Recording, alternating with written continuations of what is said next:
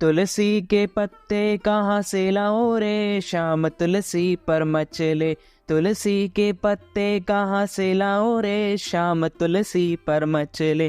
तुलसी को देखा मैंने भोले के अंगना, तुलसी को देखा मैंने भोले के अंगना। पार्वती तोड़न ना देवे श्याम, तुलसी पर मचले। तुलसी के पत्ते कहाँ से लाओ रे श्याम, तुलसी पर मचले। आपको और आपके पूरे परिवार को रमा एकादशी के हार्दिक शुभकामनाएं एवं बधाइयाँ। भगवान श्री लक्ष्मी नारायण तथा श्री कृष्णचंद्र भगवान का आशीर्वाद आप सभी के ऊपर सदैव बना रहे। बोले श्री लक्ष्मी नारायण भगवान की जय, श्री कृष्णचंद्र भगवान की जय, गिरिराज धरण की जय, श्री श्याम सुंदर यमुने महारानी की जय, जगत गुरु श्री वल्लभाधीश की जय, श्री गोसाई जी परम दयाल की जय, श्री गुरुदेव की जय, लाडले लाल की जय, आज के आनंद की जय। धर्मराज युधिष्ठिर कहने लगी कि हे भगवान, कार्तिक कृष्ण एकादशी का क्या नाम है, इसकी विधि क्या है, इसके करने से क्या फल मिलता है, सो आप विस्तार पूर्वक बताइए। भगवान श्री कृष्ण बोले कि कार्तिक कृष्ण पक्ष की एकादशी का नाम रमा है। यह बड़े बड़े पापों का नाश करने वाली है। इसका महात्मा मैं तुमसे कहता हूँ, ध्यान पूर्वक सुनो। हे राजन, प्राचीन काल में मूचुकंद नाम का एक राजा था। उसकी इंद्र के साथ मित्रता थी और साथ ही यम, कुबेर, वरुण और विभीषण भी उसके मित्र थे। यह राजा बड़ा धर्मात्मा, विष्णु भक्त और न्याय के साथ राज करता था। उस राजा की एक कन्या थी जिसका नाम चंद्रभागा था। उस कन्या का विवाह चंद्रसेन के पुत्र शोभन के साथ हुआ था। एक समय वह शोभन ससुराल आया। उन्हीं दिनों जल्दी ही पुण्यदायिनी एकादशी रमा भी आने वाली थी।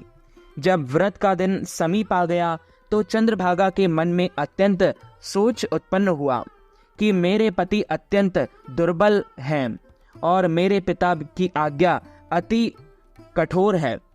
दशमी को राजा ने ढोल बजवाकर सारे राज्य में यह घोषणा करवा दी कि एकादशी को भोजन नहीं करना चाहिए। ढोल की घोषणा सुनते ही शोभन को अत्यंत चिंता हुई और वह अपनी पत्नी से कहा कि हे प्रिय, अब क्या करना चाहिए? मैं किसी प्रकार भी भूख सहन नहीं कर पाऊंगा। ऐसा कोई उपाय बतलाओ कि जिससे मेरे प्राण बच जाए और मेरे प्राण अवश्य चले जाएंगे। चंद्रभागा कहने लगी कि हे स्वामी, मेरे पिता के राज में एकादशी के दिन कोई भी भोजन नहीं करता। हाथी, घोड़ा, ऊंट, बिल्ली, गौ आदि भी तृण, अन्न, जल आदि ग्रहण नहीं कर सकते। फिर मनुष्य का तो कहना ही क्या है। यदि आप भोजन करना ही चाहते हैं तो किसी दूसरे स्थान पर चले जाइए, क्योंकि यदि आप यहीं रहना चाहते हैं तो आपको अवश्य व्रत करना पड़ेगा। ऐसा सुनकर शोभन कहने लगा कि हे प्रिय, मैं अवश्य व्रत करूंगा। जो भाग्य में होगा वह देखा जाएगा। धर्मराज युधिष्ठिर द्वारा कार्तिक मास के कृष्ण पक्ष की एकादशी का नाम, इसकी विधि, उसका फल कैसे मिलता है, यह विस्तार पूर्वक बताइए। ऐसा पूछने पर भगवान श्री कृष्ण बोले कि कार्तिक मास के कृष्ण पक्ष की एकादशी का नाम रंभा एकादशी है। यह बड़े बड़े पापों का नाश कर देती है। इस प्रकार से विचार कर शोभन ने व्रत लिया और वह भूख व प्यास से अत्यंत पीड़ित होने लगा। जब सूर्य नारायण अस्त हो गए और रात्रि को जागरण का समय आया तो जो वैष्णवों को अत्यंत हर्ष देने वाला था, परंतु शोभन के लिए अत्यंत दुखदायी हुआ। प्रातः काल होते शोभन के प्राण निकल गए। तब राजा ने सुगंधित काष्ठ से उसका दाह संस्कार करवाया, परंतु चंद्रभागा ने अपने पिता की आज्ञा से अपने शरीर को दग्ध नहीं किया और शोभन की अंत्येष्टि क्रिया के बाद अपने पिता के घर में ही रहने लगी। रमा एकादशी के प्रभाव से शोभन का मंदराचल पर्वत पर धन धान्य से युक्त तथा शत्रुओं से रहित एक सुंदर देवपुर प्राप्त हुआ। वह अत्यंत सुंदर रत्न और वैदुर्णमयी मणि जड़ित स्वर्ण के खंभों पर निर्मित अनेकों प्रकार की स्फटिक मणियों से सुशोभित भवन में बहुमूल्य वस्त्राभूषणों तथा छत्र व छवर से विभूषित गंधर्व और अप्सराएं से युक्त सिंहासन पर आरूढ़ ऐसा शोभायमान होता था, मानो दूसरा इंद्र विराजमान हो।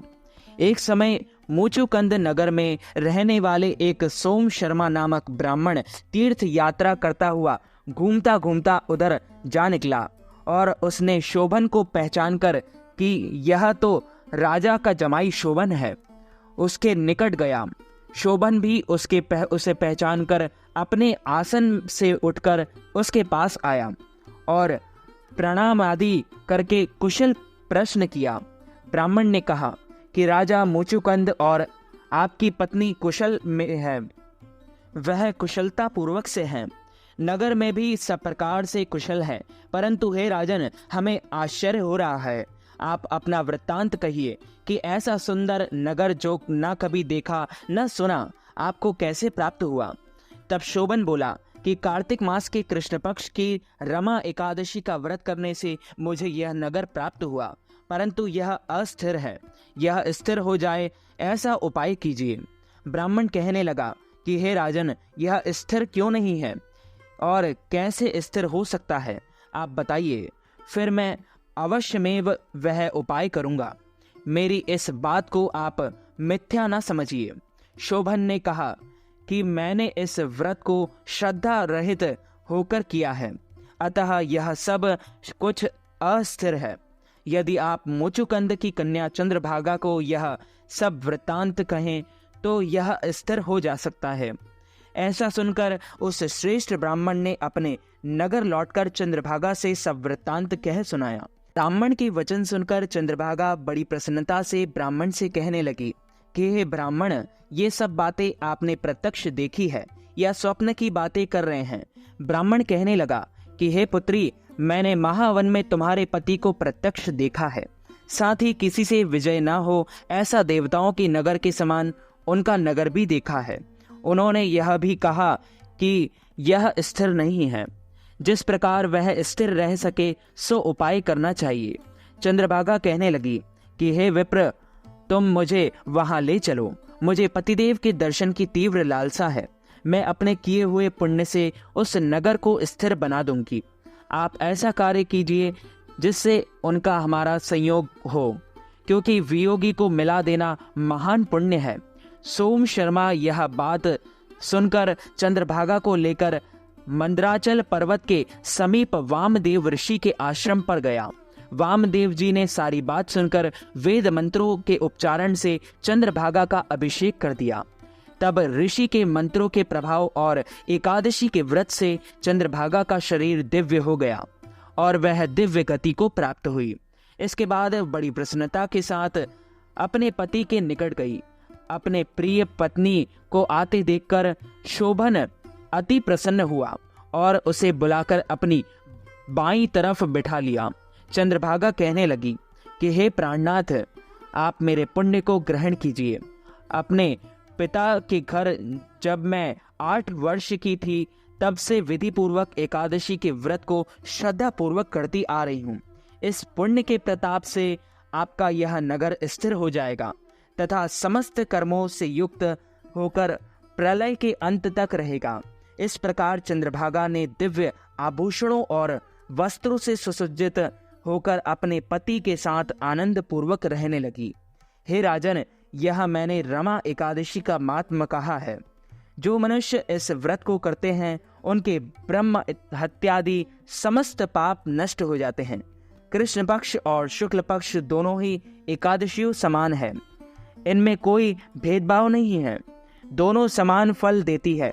जो मनुष्य इस महात्म्य को पढ़ते अथवा सुनते हैं वे समस्त पापों से छूटकर विष्णु लोक को प्राप्त होते हैं। बोले श्री लक्ष्मी नारायण भगवान की जय, श्री कृष्णचंद्र भगवान की जय। अच्युतम केशवम राम नारायणम कृष्ण दामोदरम वासुदेवम हरि श्रीधरम माधवम गोपिका वल्लभम श्री जानकी नायकम श्री रामचंद्रम भजे जानकी मनोहरम सर्वलोकनायकम श्री शंकरादिसेवितम पुण्य नाम कीर्तनम श्री राम राम राम राम राम नामतायकम राम कृष्ण वासुदेवा भक्ति मुक्तिदायकम हरे राम राम राम हरे हरे हरे कृष्ण कृष्ण कृष्ण हरे हरे। तो मित्रों, हमारे इस ज्ञानवर्धक वीडियो को आप अधिक से अधिक लोगों को शेयर कीजिएगा, लाइक कीजिएगा, कमेंट कीजिएगा और सब्सक्राइब करके बेल आइकन को भी ऑन कर लीजिए। ऐसे ही नई नई वीडियो देखने के लिए आप सभी को सादर जय श्री कृष्ण, सादर जय श्री राम, हर हर महादेव।